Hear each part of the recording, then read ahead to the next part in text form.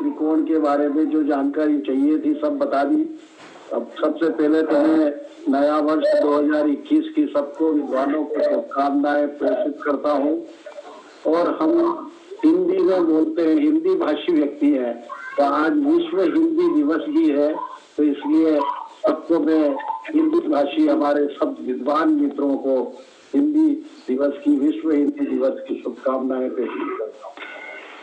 फिर मैं आदरणीय श्री लाल साहब, निशा जी और अरुण जी को बहुत बहुत धन्यवाद देता हूं कि उन्होंने प्रारंभिक रूप से हम लोगों को चुना। दोनों उपाध्यक्ष हैं, प्रारंभ में मुझे चुना, समापन में लास्ट में हमारे हरि मोहन जी गुप्ता जो दोनों IASI के उपाध्यक्ष है, तो हम लोगों को चाहिए बोलने के लिए चुना, इसके लिए मैं आभार व्यक्त करता हूँ।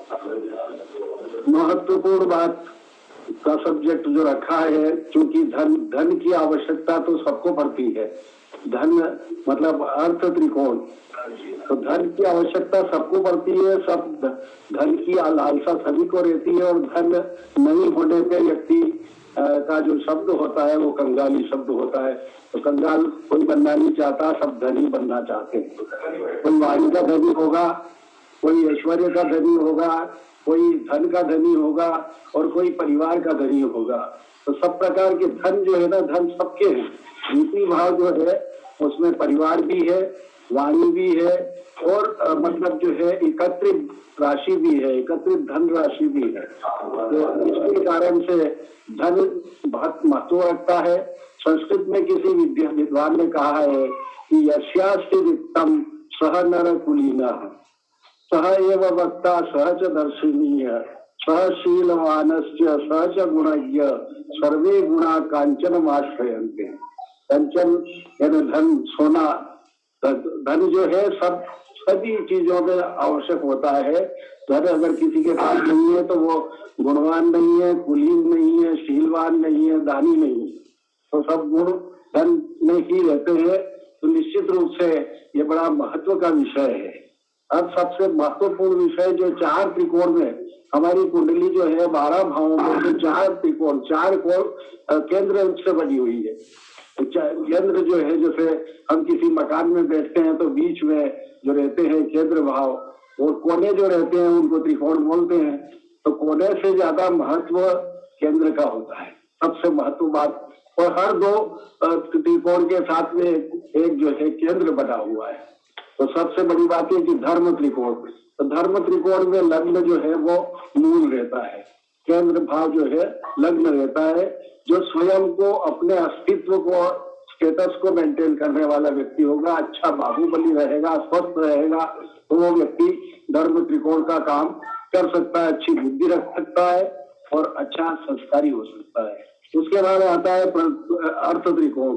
तो अर्थ त्रिकोण जो है उसमें द्वितीय भाव, षष्ठम भाव और दशम भाव, फिर केंद्र भाव आ गया। मतलब दशम भाव जो होगा वो केंद्र भाव रहेगा। तो दशम भाव केंद्र होने के कारण से दोनों त्रिकोणों को वो साध के रखेगा। मतलब हमेशा जो होता है मतलब स्क्वायर जिसको बोलते हैं केंद्र, तो केंद्र जो है उसका आधा जो है त्रिकोण होता है। इस प्रकार से अर्थ त्रिकोण जो है उसका सबसे महत्वपूर्ण जो पार्ट है वो दशम भाव है। उस प्रकार से काम त्रिकोण, तो काम त्रिकोण का भी 3, 7, 11, तो उसका जो है सप्तम भाव जो होता है वो स्क्वायर रहता है, केंद्र भाव रहता है। वो दोनों त्रिकोणों को संतुलन बना के रखता है। फिर मोक्ष त्रिकोण में फिर जो आता है 4, 8, 12, 8 जो है वो त्रिकोण है, 12 है वो त्रिकोण है और 4 जो होता है स्क्वायर रहता है। तो वो जो है 4 उस सबको संतुलन बना के रखता है। मतलब सुख और परमानंद, चतुर्थ भाव को ही, चतुर्थ भाव की पुष्टि होने पर ही परमानंद और सुख की प्राप्ति हो सकती है। तो इस प्रकार से चारों भावों से हम जुड़ करके केंद्र भाव को, केंद्र और त्रिकोण को जोड़ करके जब हम देखते हैं तो सबसे महत्वपूर्ण भाव जो आता है, सभी भाव महत्वपूर्ण है। अभी जो निशा जी ने कहा कि हर भाव का अपना महत्व है, तो जब हर भाव का महत्व है तो हर भाव कहीं ना कहीं किसी न किसी भाव से जुड़ा रहता है। जब धर्म त्रिकोण से अगर हमारा अर्थ त्रिकोण नहीं जुड़ेगा तो आदमी कुछ नहीं कर सकता। अगर बुद्धि नहीं होगी, शरीर में बल नहीं होगा, तो और संस्कारित व्यक्ति नहीं होगा। सवेरे उठ करके 10 बजे उठेगा, 10 बजे उठ करके क्या काम करेगा, सूर्योदय के पहले नहीं उठ पाएगा। सुसंस्कार अगर व्यक्ति के नहीं आए तो वो फिर दोनों भाव स्थिति को कमजोर करेगा। तो संस्कारित व्यक्ति जो होगा वही सब कुछ। तो धर्म त्रिकोण की जो स्थिति है वो सुसंस्कार की अग्नि तत्व का वो है। तो इसके कारण से अग्नि तत्व वाली स्थिति अगर शरीर में अगर कोई चीज की अग्नि प्रज्वलित नहीं होती, किसी बात में ठानता नहीं व्यक्ति, तो ठानता नहीं है तो कर भी नहीं सकता है। जब किसी व्यक्ति में ठानने की सूझबूझ होती है कि मैं ये कर ही डालूंगा, तो वो सब जो ताकत है वो धर्म त्रिकोण की होगी, 1-5-9 की, क्योंकि अग्नि तत्व है। फिर अग्नि तत्व जो है फिर पृथ्वी पर जमीन पर आता है, जमीन से जुड़ा हुआ। हम शब्द कहते हैं ना कि वो आदमी तो सब जमीन से जुड़ा हुआ है। तो जमीन से जुड़ा हुआ होगा वो मजबूती से काम करेगा, और वो मजबूती से काम करने की स्थिति आती है अर्थ त्रिकोण की 2, 6, 10 की। तो 2, 6, 10 सबसे महत्वपूर्ण द्वितीय भाव है। तो द्वितीय भाव में सबसे बड़ी बात यह है कि वो जो जातक है वो पहले माता से और अपने परिवार से संस्कार प्राप्त करेगा। जैसा अभी निशा जी ने कहा कि शिक्षा का है, तो शिक्षा, प्रारंभिक शिक्षा अपने परिवार से, माता पिता से शिक्षा जो प्राप्त करेगा वो सबसे, उसके बाद में फिर चतुर्थ भाव जो होता है वो प्राइमरी एजुकेशन का होगा। फिर पंचम भाव होगा वो मतलब सेकेंडरी एजुकेशन का होगा। नवम भाव होगा वो हायर एजुकेशन का होगा। तो सबसे पहली जो प्राथमिक शिक्षा है वो शिक्षा माता पिता से प्राप्त करता है। इसलिए द्वितीय भाव का एक बहुत महत्व है, और संग्रह करने का, द्वितीय भाव संग्रह का है। तो जो उसके बचपन में संग्रह कर लिया, उसने बुद्धि संस्कारित कर ली, मानसिकता कर ली कि सबको, बड़ों को प्रणाम करना, सब लोगों को सम्मान देना, वो अगर उसने धन कमा लिया तो वो जातक जीवन में कभी दुखी नहीं हो सकता, क्योंकि ये भी धन है। अच्छे संस्कार से जीवन जीना भी एक धन है। तो वो माता पिता सिखा देते हैं, और माता पिता का दायित्व होता है ये, और हम ज्योतिषियों का दायित्व होता है कि माता पिता को इस प्रकार की सूझबूझ हम लोग दें, ताकि मतलब हर परिवार में अपने बच्चों को सुसंस्कारित करें। तो ये सबसे महत्वपूर्ण बात आई है। फिर उसके पश्चात षष्ठम भाव। तो षष्ठम भाव का भी निशा जी ने तो बताया है कि षष्ठम भाव कितना बली होता है। षष्ठम भाव जो होता है उससे हम ये देखते हैं कि व्यक्ति का जीवन किस प्रकार से व्यवस्थित रह सकता है। छठा भाव खाली सेवा का भी नहीं कह सकते, उसको व्यवस्थित का, कि कलम कहाँ रखी है तो एक जगह नियत कर दी। षष्ठम भाव जिसका अच्छा है वो व्यक्ति हर चीज को ढूंढता नहीं। उसको क्या है कि परिवार में सबसे महत्वपूर्ण बात आती है कि आदमी जब ऑफिस जाने लगता है तो कहता है कि मेरा बैग कहाँ पड़ा, मेरा पेन कहाँ पड़ा, मेरा कोट नहीं दिख रहा है, कोट में रुमाल नहीं दिख रहा है। ये सब चीजें षष्ठम भाव किस प्रकार से व्यवस्थित कोई चीज रख सकता है उसके लिए भी है। दैनिक जीवन का भी देखा जाता है कि दैनिक जीवन उस आदमी का कैसा है, रेगुलराइजेशन है कि नहीं, उसको नियमितता है उसके जीवन में कि नहीं है, वो भी हमको छठे भाव से देखना चाहिए। और कितने सुलझे तरीके से काम कर सकता है, हर काम में सुलझने का मतलब ये है कि किसी बात का लकीर का फकीर नहीं बन जाए कि ठीक है कोई चीज नहीं हुई है, ठीक है आगे भविष्य में ध्यान रख लेंगे। मतलब वो सुलझा हुआ तरीका होता है, और वो सुलझा हुआ तरीका षष्ठम भाव देता है। तो षष्ठम भाव से हम दैनिक जीवन की गुणवत्ता भी देखी जा सकती है। दैनिक जीवन की गुणवत्ता, अगर वहां सौम्य ग्रह बैठा हुआ है, सौम्य ग्रह की दृष्टि है, तो वो दैनिक जीवन की गुणवत्ता के ऊपर ध्यान देगा। वो व्यक्ति समय की बर्बादी नहीं करेगा, हर चीज को अपनी व्यवस्थित करेगा, परिवार को भी व्यवस्थित करके रखने की सलाह देगा, और अपने जीवन में इस प्रकार से सुधार ला सकता है। वो सिक्स हाउस कहलाता है, छठा भाव कहलाता है। और ये भाव जो है उपचय भाव भी है, 3, 6, 10, 11 उपचय भाव है। तो उपचय भाव का मतलब होता है कि निरंतरता, कंटिन्यूटी बना के रखना जीवन को। तो उस प्रकार से वो महत्व का रहता है। और इस भाव का कारक भी शनि है। तो शनि क्या न्यायपूर्ण कार्य करता है, न्यायपूर्ण जीवन जीता है। तो अगर वो सुव्यवस्थित ढंग से चलेगा तो जीवन में उसको कोई कठिनाई नहीं आएगी, उसके दुश्मनी नहीं बनेगी, क्योंकि ये रोग का और दुश्मन का भी स्वामी है। जब तनावपूर्ण रहेगा तो रोग नहीं होगा, अस्वस्थता नहीं आएगी, अस्वस्थ नहीं रहेगा तो जीवन में निरंतरता करेगा और हमेशा प्रगतिशील रहेगा। तो कंपटीशन जो होता है, कंपटीशन का जो भाव है वो भी यही है। किसी भी कार्य में विजेता के रूप में अगर आदमी जाता है तो वो छठे भाव के प्रबल दिखता है, वही आदमी विजेता बन सकता है, कॉम्पिटिशन फेस करके वो आगे बढ़ सकता है। तो ये छठे भाव की स्थिति है। बाद में फिर दशम भाव आता है, अर्थ त्रिकोण का दशम भाव। तो दशम भाव जो होता है, मैंने अभी बताया आपको कि दशम भाव को मैं बड़ा महत्व देता हूँ। अर्थ त्रिकोण में अगर दशम भाव को हमने नहीं साधा तो हमारा दूसरा भाव और छठा भाव बिगड़ जाएगा। अगर हमने कर्मण्यवादिता नहीं रखी, हमने आलस्य कर लिया, तो आलस्य अभी तो शनि को तो आलस्य पसंद ही नहीं है। शनि जो है उसी व्यक्ति पे हावी होता है जो आलसी होता है। तो आलस्य कभी पसंद नहीं करता शनि, और शनि अगर आलसी व्यक्ति होगा तो वो कर्महीन हो जाएगा, कर्म से कभी भी सफलता नहीं मिल सकती उसको। और जब कर्म में सफलता नहीं मिलेगी तो उसका दूसरा घर और छठा घर बर्बाद हो जाएगा, पैसा ही नहीं कमा पाएगा, कर्ज लेना पड़ेगा उसको। कर्ज छठा भाव कर्ज का है, फिर कर्ज लेगा तो तनाव में रहेगा, चिंतित रहेगा, चिंता रहेगी तो निश्चित रूप से रोग हावी हो जाएंगे। तो किसी भी प्रकार से दशम भाव पर अगर हमने बल दिया, कुछ भी करते रहे, जीवन में खाली नहीं बैठना है, रजाई ओढ़ के सोना ही नहीं, ठंडे तो रजाई ओढ़ के सो गए। तो दशम भाव वाला व्यक्ति, हम तो हमारे पास जितने भी यजमान आते हैं, हम उसको कुछ ना कुछ काम बोल देते हैं कि भैया ये करके आओ, कुछ नहीं तो भगवान राम राम का नाम लिखो, ओम नमः शिवाय लिख के लाओ, काफी भर के लाओ, तब हम तुम्हारी कुंडली देखेंगे। तो उसमें आदमी एक्टिव हो जाता है, उसको काम करने की वो निरंतरता आ जाती है कि ठीक है काफी बन जाएगी, क्या करेंगे, दूसरी काफी भर लो, दूसरी काफी बना लो, ताकि क्या है कि उसका मन जो है कर्म करने के प्रति प्रवृत्त हो जाएगा।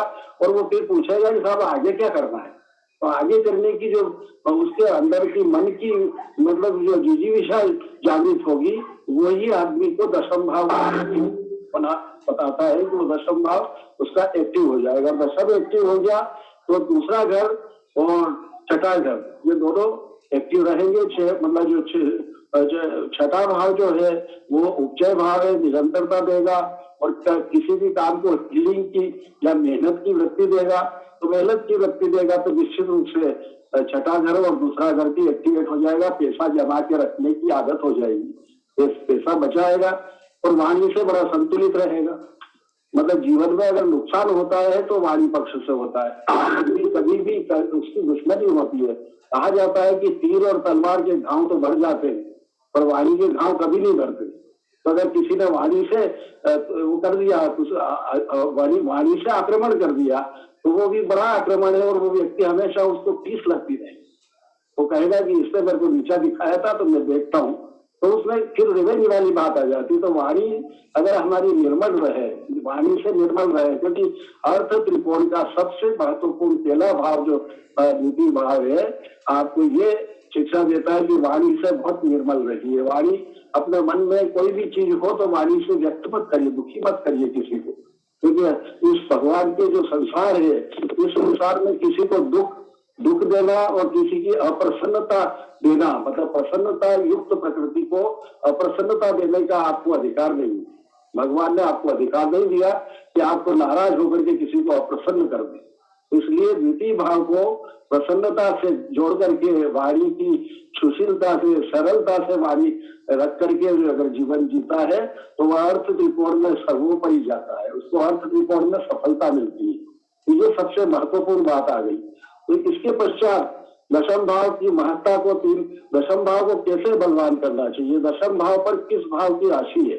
पहले तो हम ये देखेंगे कौन से भाव की राशि है और उस भाव पर किस ग्रह की दृष्टि है, दशमेश कहाँ स्थित है और दशमेश पर किस ग्रह या ग्रहों की दृष्टि है। तो ये अगर हम देखते हैं चंद्रमा पर, फिर उसके बाद देखते हैं दशम भाव चंद्रमा से भी कुछ हमारे जो हमारी ज्योतिष क्लास में भी कुछ विद्यार्थी पूछते हैं कि साहब ये लग्न कुंडली तो बन गई, चंद्र कुंडली का क्या महत्व है। अरे चंद्र कुंडली का इतना महत्व है कि चंद्रमा से दशम भाव पर कौन सा ग्रह बैठा हुआ है वो हमारी मानसिकता को बताता है, क्योंकि चंद्रमा मन का देवता है और चंद्रमा से दशम भाव में जो ग्रह रहेगा वैसी हमारी मानसिकता बनेगी। हमको काम करने की, चोरी छिपे कोई चीज चुराने की तक की आदत दे देगा। चंद्रमा अगर कमजोर है तो, चंद्रमा अगर बलवान है, चंद्रमा अच्छा है, चंद्रमा से दशम भाव में अच्छे सौम्य ग्रह बैठे हुए हैं तो वो निरंतरता और सतोगुणी व्यक्तित्व वाला व्यक्ति होगा। और सतोगुणी व्यक्तित्व वाले व्यक्ति को अर्थ लक्ष्मी प्रसन्नता रहेगी। हमेशा नारायण के सामने लक्ष्मी इसीलिए रहती है कि नारायण से मन प्रसन्न रखो, नारायण को खुश रखो और लक्ष्मी खुश हो जाएगी।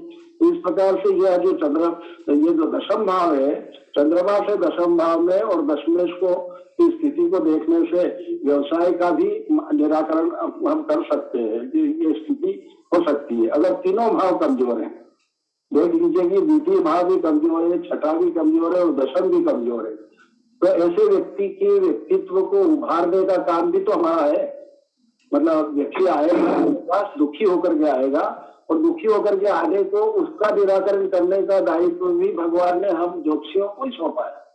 तो ज्योतिषी ये नहीं कि भैया उपाय बता दिया, कुंडली दिखा के तकदीर में तो ये लिखा है तो तू भगवान है, तो वो आदमी भी हताश हो जाएगा। उसको आपको मानसिकता देने की कार्य को करना भी आप ही का दायित्व है और आपका दायित्व में यह आता है कि आप उसको चंद्रमा को बलवान करिए। जब कभी तीनों भाव कमजोर है तो चंद्र को बलवान करिए। चंद्रमा और सूर्य दो को बलवान कर दिया तो वो स्थितियां बहुत उत्तम हो जाएगी। चांदी का उपयोग करने का बोले उसको कि भैया चांदी के गिलास में पानी पिया करो, चांदी की कटोरी में लिक्विड लिया करो और अपने इष्ट देवता का स्मरण करिए। और काल पुरुष की जो दशम भाव में जो राशि पड़ती है वो शनि की राशि होती है। तो शनि देव को अपनी प्रायश्चित स्वरूप उनका स्मरण करिए कि मेरे से क्या गलती हो गई कि मेरे को काम नहीं मिल पा रहा है, क्यों काम से मैं विमुख हूँ। तब ये स्थिति बनती है तो वो शनि देवता की तो प्रायश्चित करने पर निश्चित रूप से शनि तत्व ज्ञानी है, न्यायिक ग्रह है, वो निश्चित रूप से क्षमा कर देगा। जहां बैठेगा वहां फायदा देगा, उसकी दृष्टि नहीं पड़ना चाहिए। तो बस उसको प्रसन्न रखें तो निश्चित रूप से सफलता मिलेगी। फिर गुरु, माता पिता और विद्वान, इनका अगर सम्मान कर दिया तो गुरु वहां दशम भाव का जो कारक है तो वो कारक भी उसकी सफलता मिल जाएगी। सूर्य है, गुरु है, शनि है और बुध है। तो बुध वाणी का सूचक है। तो अगर वाणी से हमने विनम्रता रखी तो हमको कोई ना कोई मददगार मिल जाएगा कार्य में। कह रहे भैया ये बड़ा सीधा आदमी, सरल आदमी है, इसको मदद कर दो। तो हमारा दशम भाव को अगर हमने सही रखा, दशम भाव के कारकों को अगर हमने सही रखा तो निश्चित रूप से हमको सफलता मिलेगी। और वो सही रखने के लिए प्राकृतिक जो रूप से जो है, नैसर्गिक रूप से है, तो गुरु, माता पिता और विद्वान तथा छोटे बच्चे। बुध जो है छोटे बच्चों को में काउंट किया जाता है कि छोटे बच्चों के प्रति स्नेह भाव रखिए। आपकी कॉलोनी में जहाँ छोटे बच्चे घूमते हो उनको प्रेम भाव से उनको स्मरण करते रहे। दूसरी बात यह है कि आपका आज्ञा चक्र, आपका डिसीजन मेकिंग जो आपका वो है मस्तिष्क, आज्ञा चक्र में जो हमारे भारतीय संस्कृति में तिलक लगाने का, चंदन का तिलक लगाने का जो वो है, वो थोड़ी देर के लिए भी हमारे आज्ञा चक्र को शीतलता देने के लिए हम चंदन लगाए। और किसी को शर्म आती है साथ चंदन लगा हुआ दिखे अच्छा नहीं लगेगा तो अपने बाएं हाथ में जल ले लीजिए और जल को ही हाथ में करके और भस्मी जैसा लगाते हैं उसी प्रकार से हाथ में भस्मी लगाइए, मस्तिष्क पे आज्ञा चक्र को शीतलता दे दीजिए। तो निश्चित रूप से आपके कार्य करने में ये जो अर्थ त्रिकोण जिसका बिगड़ा हुआ है उनको सफलता मिलेगी, इसमें कोई संशय नहीं है। मेरे ख्याल से मेरा समय होता जा रहा है और अब मेरे को बोलने का बचा नहीं है, बचा तो है बहुत सारा, परंतु अब मैं अपना यही समाप्त करता हूँ स्थिति को कि